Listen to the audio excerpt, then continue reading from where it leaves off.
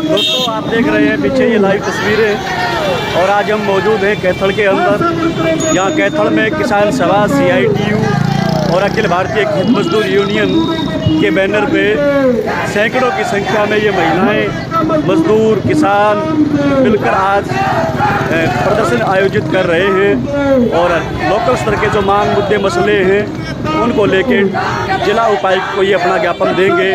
आप देख रहे हैं कैथल से ये लाइव किसान पूरे साथ जिंदाबाद।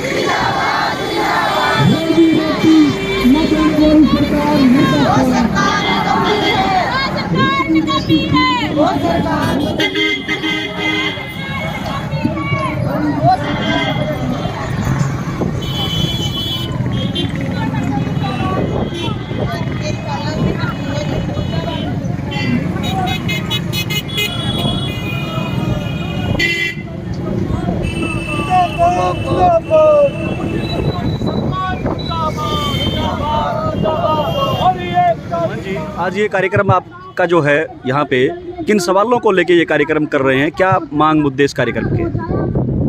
ये CITU अखिल भारतीय किसान सभा खेत मजदूर यूनियन के आह्वान पर जिला स्तरीय प्रदर्शन है और ये एक प्रकार से देशव्यापी आह्वान के तहत ये कार्यक्रम हो रहा है।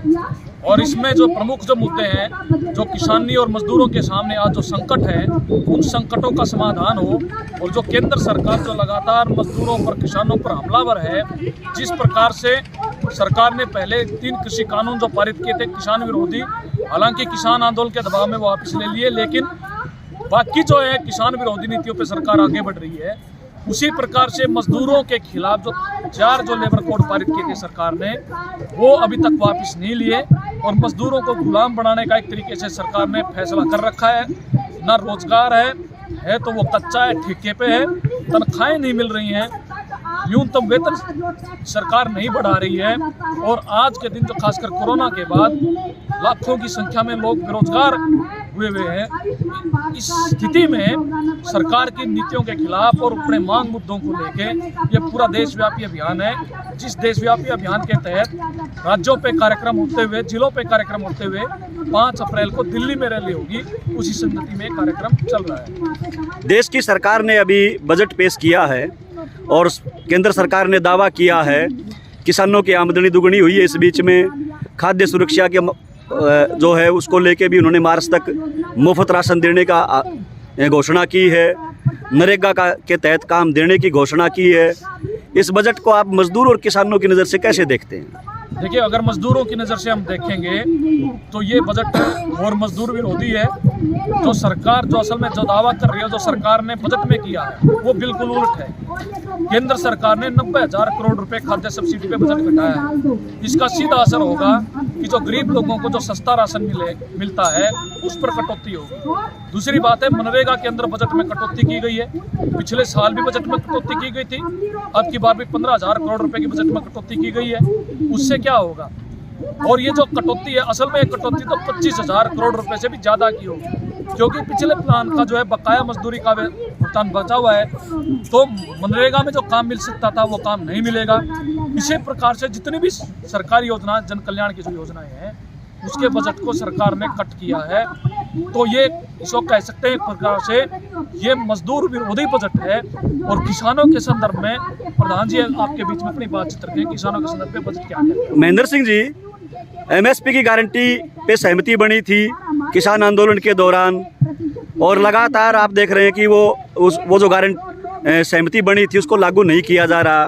अभी 26 जनवरी को पूरे इस उत्तर भारत के जो किसान हैं उन्होंने महापंचायत जींद में की है और बजट जो अभी पेश हुआ है, क्या इस बजट के से कोई किसानों को राहत मिल पाएगी?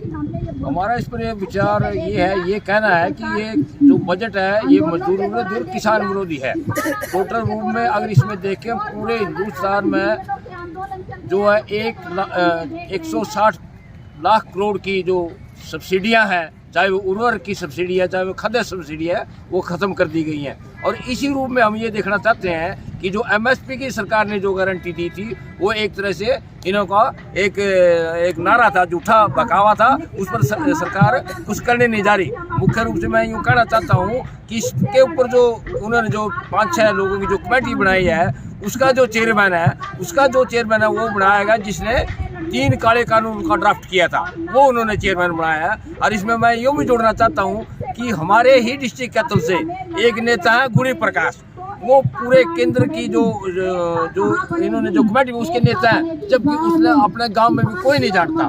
इसका मतलब लोगों को बहकाया गया। इसीलिए आने वाला जो आंदोलन होगा संयुक्त किसान मोर्चा का 8 और 9 तारीख की पूरे देश की मीटिंग है, उसमें जो फैसला होगा दोबारा से हम इन मुद्दों पर आंदोलन खड़ा करेंगे। जय भगवान जी, इस बजट को प्रदेश की सरकार ने अमृतकाल का बजट नाम दिया है, इस पर क्या टिप्पणी आपकी? ये कह रहे हैं अमृतकाल का पहला बजट, लेकिन ये देश की जो जनता है, मेहनत का स्वाम है, 90-95% लोगों के लिए ये विषकारी बजट है, ये जहरीला बजट है।